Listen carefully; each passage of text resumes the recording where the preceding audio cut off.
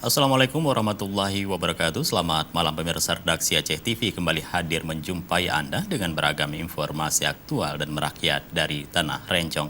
Untuk edisi lembaran kerja hari ini Selasa 23 Juni 2020 bersama saya Jufrizal, inilah laporan selengkapnya.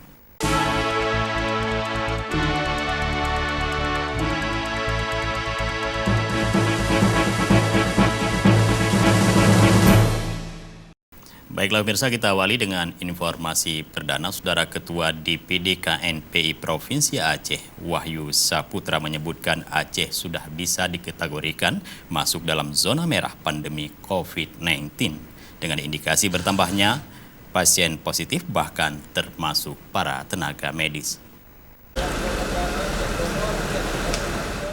Di masa transisi new normal pandemi COVID-19, jumlah pasien COVID-19 di Aceh justru mengalami peningkatan.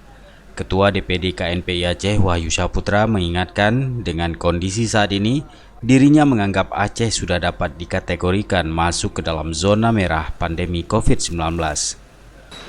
Kalau saya lihat dalam 2 hari ini kita sudah masuk zona merah ya. Ini kita sudah harus lebih berhati-hati.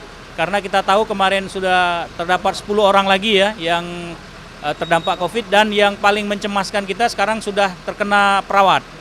Jadi ini sangat berbahaya sekali. Bayangkan kalau seandainya perawat semua tidak ada, siapa yang akan merawat kita? Jadi perlu kepedulian kita bersama untuk selalu mematuhi anjuran yang sudah pemerintah terapkan. Jadi protokol kesehatan itu tetap diikuti.